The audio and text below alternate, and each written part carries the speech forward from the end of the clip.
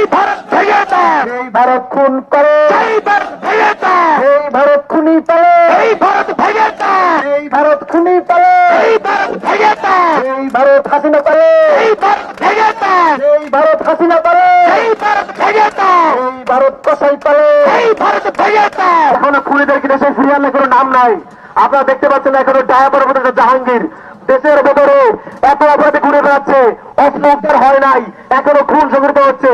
আমার ভাই হাবিকে হত্যার চেষ্টা করা হয়েছে, কিন্তু এখনো পর্যন্ত এই ডায়াপার উপদেষ্টা এই সুশীলিং করেন একটা অপরাধে গ্রেফতার করতে পারে নাই। আমরা এটা ঘোষণা করে বলতে চাই, শুনে রাখো ইন্টারিম, তোমাদেরকে তোমাদের সুশীলতা দেখানোর জন্য 2000 বছর হয় নাই। যদি তোমরা আরো সুশীলতা দেখাও, এই তৌহিদুর রহমান যদি তোমার খুনি হাসিনাকে দেশে ফিরিয়ে এনে ফাঁসির কার্যকর করতে ব্যর্থ হও, তাহলে শুধুমাত্র তোমার পদত্যাগই না, হাসিনাকে সেই এক্সিট দেওয়ার দায়ে তোমাকে আমরা দুপুরে কাজ করে দাঁড় করাবো ইনশাআল্লাহ। আমাদের প্রিয় ভাই জুলাইয়ের সন্তান ওসমান হাদিকে গুলি করার পরে সেই সন্ত্রাসী কোথায় পাওয়া গেছে? কোথায় পাওয়া গেছে? এর মানে কি এই গুলি কে চালিয়েছে? এই গুলি কে চালিয়েছে? ও হাদির গায়ে গুলি কেন? তুই জবাব দে। হাদির গায়ে গুলি কেন? তুই জবাব দে, হাদির গায়ে গুলি কেন? তুই জবাব দে, হাদির গায়ে গুলি কেন? তুই জবাব দে, হাদির গায়ে গুলি কেন? তুই জবাব দে, হাদির গায়ে গুলি কেন? সংগ্রামী সহযোদ্ধা বন্ধুগণ, আমরা হুঁশিয়ারি করে বলে দিতে চাই, বাংলাদেশের মাটিতে আর কোন ভারতীয় প্রক্সিদের মেনে নেওয়া হবে না।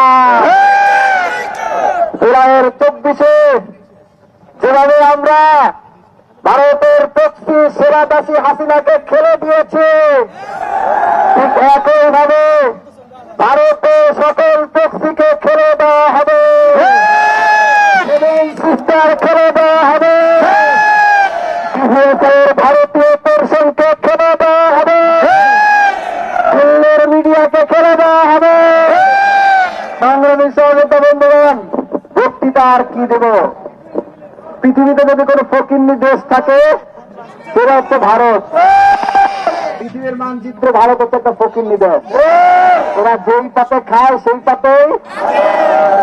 সহযোগিতা বন্ধুগণ, আমি পরিসংখ্যান দেখছিলাম, ভারতের বাজেট যতটুকু তার 40 ভাগের 1 ভাগ ওরা বাংলাদেশ থেকে নিয়ে যায়।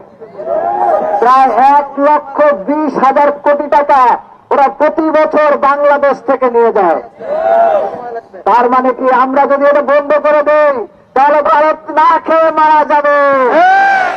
যেই ভারত আমাদের দয়ায় বাঁচে, আমাদের দয়ায় খায়, সেই ভারতের বাংলাদেশের দিকে চোখ রাখানোর কোন সুযোগ নাই, কোন সাহস নাই। সংগ্রামের সহযোদ্ধা বন্ধুগণ, আমাদের অত্যন্ত ব্যথা লাগে যে 2 সহস্রাধিক শহীদের রক্তের উপর দাঁড়িয়ে যে ইন্টারিমকে আমরা দায়িত্ব দিয়েছিলাম, সেই ইন্টারিমের দায়িত্ব ছিল ওই দিল্লি থেকে খুনি হাসিনাকে ফেরত নিয়ে আসা। কিন্তু এই নতজন পররাষ্ট্রমন্ত্রী তৌহিদ এখন পর্যন্ত ইন্ডিয়া থেকে হাসিনা এবং কসাইদেরকে ফেরত আনার কোন পদক্ষেপ নেয় নাই। সংগ্রামী সহযোগিতা বন্ধুগণ, শুধু সেটাও নয়, আমরা দেখলাম বাংলাদেশের নিরাপত্তা উপদেষ্টা ভারতে যে নিরাপত্তা উপদেষ্টা অজিত দোভালের সাথে গোপন বৈঠক করে। এটা জুলাইয়ের শহীদদের সাথে সুস্পষ্ট গাদ্দারি ছাড়া আর কিছুই নয়। আমরা তৌহিদের কাছে জবাব চাই, এখন পর্যন্ত ভারত থেকে কসাইদেরকে ফিরিয়ে আনার ব্যাপারে আপনি কোনো পদক্ষেপ নিলেন না কেন, আমরা সেটা জানতে চাই। আপনি যদি ধরেই নেন যে ভারতের তাবেদারি করবেন, তাহলে প্রকাশ্যে ঘোষণা দিন, আমরা দেখবো যে আপনার কতটুকু জোর আছে আর আমাদের কতটুকু জোর আছে।